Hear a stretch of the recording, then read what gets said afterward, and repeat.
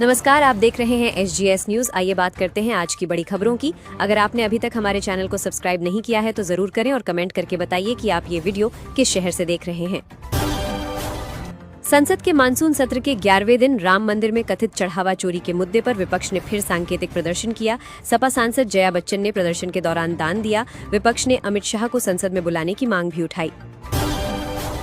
बिहार की बांकीपुर विधानसभा सीट के उपचुनाव में प्रशांत किशोर को बढ़त मिलने की खबर सामने आई है। वहीं मध्य प्रदेश की दतिया सीट पर कांग्रेस उम्मीदवार आगे चल रहे हैं। दोनों सीटों के रुझानों पर राजनीतिक दलों की नजर बनी हुई है। उत्तर प्रदेश विधानमंडल के मानसून सत्र की शुरुआत हो गई है। पहले ही दिन समाजवादी पार्टी ने सरकार को घेरते हुए विधानसभा परिसर में प्रदर्शन किया। सपा नेताओं ने चंदा चोर गद्दी छोड़ लिखे पोस्टर लहराकर विरोध जताया। कर्नाटक में DK शिव कुमार सरकार के कैबिनेट विस्तार की तैयारी पूरी हो गई है। आज 20 नए मंत्रियों के नाम तय किए गए हैं। शाम 4 बजे से नए मंत्रियों का शपथ ग्रहण समारोह होने की जानकारी सामने आई है।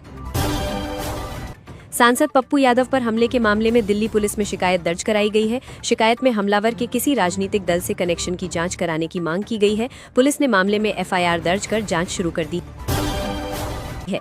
झारखंड में छात्रों का आंदोलन लगातार जारी है। JPSC परीक्षा में कथित गड़बड़ी के मामले में CID ने बड़ी कार्रवाई करते हुए करीब 20 जगहों पर छापेमारी की। जांच एजेंसी परीक्षा में अनियमितताओं से जुड़े सबूत जुटा रही है। महिला पहलवानों से जुड़े यौन उत्पीड़न मामले में BJP नेता बृजभूषण शरण सिंह को बड़ी राहत मिली है। दिल्ली के राउज एवेन्यू कोर्ट ने उन्हें आरोपों से बरी कर दिया है। फैसले के खिलाफ बजरंग पूनिया ने हाईकोर्ट जाने की बात कही है। इलाहाबाद हाईकोर्ट ने घाजी पर सांसद अफजाल अंसारी को राहत दी है। कोर्ट ने शस्त्र लाइसेंस के कथित दुरुपयोग से जुड़े मामले में उनकी गिरफ्तारी पर रोक लगा दी है। इस आदेश के बाद फिलहाल उनकी गिरफ्तारी का रास्ता रुक गया है। सुप्रीम कोर्ट ने जंतर मंतर पर विरोध प्रदर्शन से जुड़ी एक जनहित याचिका पर सुनवाई के लिए सहमति जताई है। अदालत ने कहा कि जंतर मंतर को प्रदर्शन के लिए सही जगह नहीं मानने की स्थिति में वैकल्पिक व्यवस्था पर विचार होना चाहिए। सॉलिसिटर जनरल से इस संबंध में जवाब मांगा गया है। नीट पेपर लीक मामले में सुप्रीम कोर्ट की सुनवाई टल गई है। अदालत ने केंद्र सरकार को हलफनामा दाखिल करने के लिए अतिरिक्त समय दिया है। अब मामले की अगली सुनवाई 7 अगस्त को होगी। हॉर्मुज के पास एक टैंकर के नजदीक धमाका होने की सूचना सामने आई है। United kingdom maritime trade operations ने इस घटना को लेकर अलर्ट जारी किया। शुरुआती जानकारी के मुताबिक जहाज और चालक दल सुरक्षित है।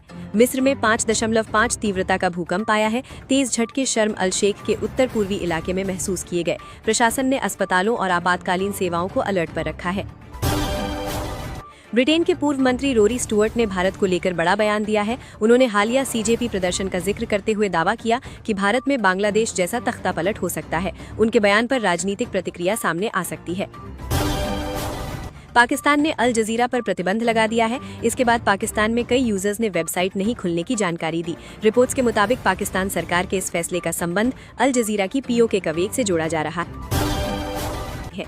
ईरान पर संभावित हमले का खतरा टलने के बाद भारतीय रुपए को मजबूती मिली है। डॉलर के मुकाबले रुपया 31 पैसे मजबूत हुआ है। इसी बीच कच्चे तेल की कीमतों में भी गिरावट दर्ज की गई है, जिससे भारतीय अर्थव्यवस्था को राहत की उम्मीद बढ़ी है।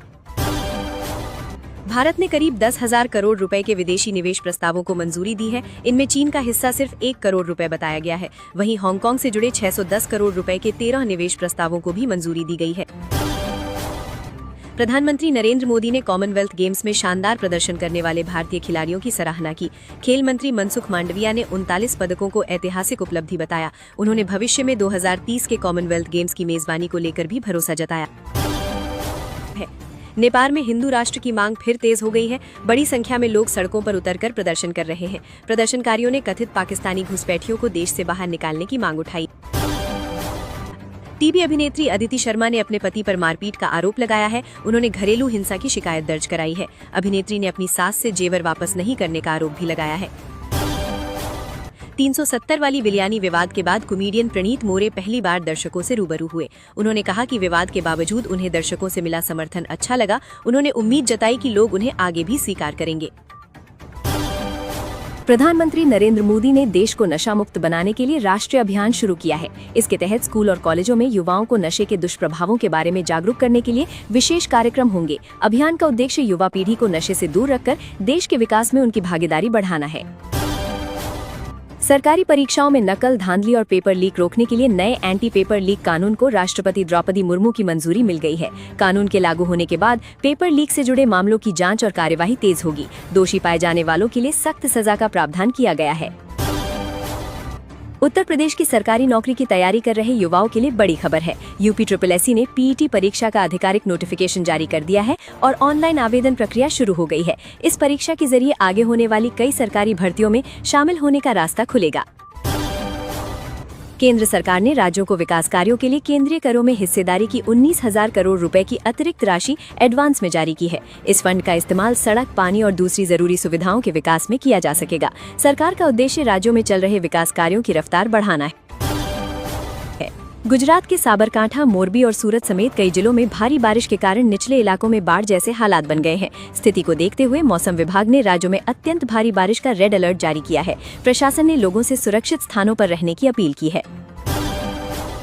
केरल के कई पहाड़ी इलाकों में लगातार भारी बारिश और भूस्खलन से जनजीवन प्रभावित हुआ है। प्राकृतिक आपदा में अब तक 8 लोगों की मौत की जानकारी सामने आई है। राहत और बचाव दल प्रभावित इलाकों में लोगों को सुरक्षित निकालने में जुटे हुए हैं। जम्मू कश्मीर के पहाड़ी इलाकों में भूस्खलन के कारण नेशनल हाईवे 44 को यातायात के लिए बंद कर दिया गया है। सड़क बंद होने से हजारों यात्री और वैष्णो देवी जाने वाले श्रद्धालु प्रभावित हुए हैं। यात्रियों की सुविधा के लिए रेलवे ने बड़गांव से कटरा के बीच विशेष ट्रेनें चलाने का फैसला किया है। देश के कई हिस्सों में उम्मीद से कम मानसूनी बारिश के कारण जुलाई में पेट्रोल और डीजल की घरेलू खपत करीब 9% बढ़ गई। ग्रामीण क्षेत्रों में सिंचाई के लिए पंपिंग सेट का इस्तेमाल बढ़ना इसकी प्रमुख वजहों में से एक बताया जा रहा है। इससे ईंधन की मांग में बढ़ोतरी देखने को मिली है। बाढ़ और भारी बारिश से प्रभावित 7 राज्यों के लिए केंद्र सरकार ने 217 करोड़ रुपए का आपदा राहत फंड एडवांस में जारी किया है। इस राशि का इस्तेमाल प्रभावित लोगों तक राशन, दवाइयां और दूसरी जरूरी मदद पहुंचाने में किया जाएगा। सरकार ने राज्यों को राहत कार्य तेज करने के निर्देश दिए हैं। जुलाई में देश का जीएसटी कलेक्शन 15.4% बढ़कर 2.11 लाख करोड़ रुपए के रिकॉर्ड स्तर पर पहुंच गया। घरेलू बाजार में मजबूत खरीदारी और आर्थिक गतिविधियों में तेजी को इसकी बड़ी वजह माना जा रहा है। बढ़ता जीएसटी कलेक्शन अर्थव्यवस्था में मजबूती का संकेत माना जा रहा है। नीट यूजी में मेडिकल कॉलेजों में दाखिले की तैयारी कर रहे छात्रों के लिए बड़ी खबर है। मेडिकल काउंसलिंग कमेटी ने काउंसलिंग प्रक्रिया का आधिकारिक शेड्यूल जारी कर दिया है। मुख्य रजिस्ट्रेशन प्रक्रिया इसी सप्ताह शुरू होने की जानकारी दी गई है। देश में इनकम टैक्स रिटर्न दाखिल करने वालों की संख्या ने नया रिकॉर्ड बनाया है। चालू असेसमेंट ईयर के लिए अब तक 5.9 करोड़ से ज्यादा लोगों ने अपना ITR दाखिल कर दिया है। वित्त मंत्रालय ने टैक्स पेयर्स का आभार जताते हुए इसे महत्वपूर्ण उपलब्धि बताया है।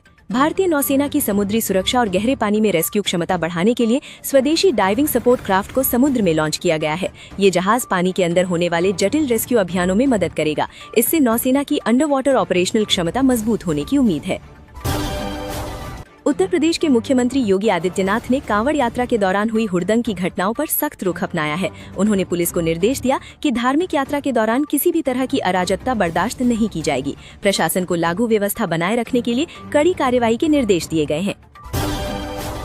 दिल्ली NCR के कई इलाकों में सुबह भूकंप के हल्के झटके महसूस किए गए। मौसम विज्ञान केंद्र के अनुसार भूकंप की तीव्रता रिक्टर स्केल पर 2.9 रही। भूकंप के बाद कुछ लोग घबराकर घरों से बाहर निकल आए। हालांकि किसी बड़े नुकसान की खबर नहीं है। उत्तर प्रदेश को देश का बड़ा डिजिटल और टेक्नोलॉजी हब बनाने की दिशा में सरकार ने बड़ा फैसला लिया है। राज्य में देश का पहला डेटा कॉरिडोर विकसित करने की योजना है। डेटा सेंटर स्थापित होने से स्थानीय युवाओं के लिए रोजगार के नए अवसर पैदा होने की उम्मीद है। केंद्रीय कैबिनेट ने ग्रामीण और छोटे शहरों के खेल प्रतिभाओं को आगे बढ़ाने के लिए खेलो इंडिया योजना के विस्तार को मंजूरी दी है। सरकार ने इसके लिए बड़ा बजट आवंटित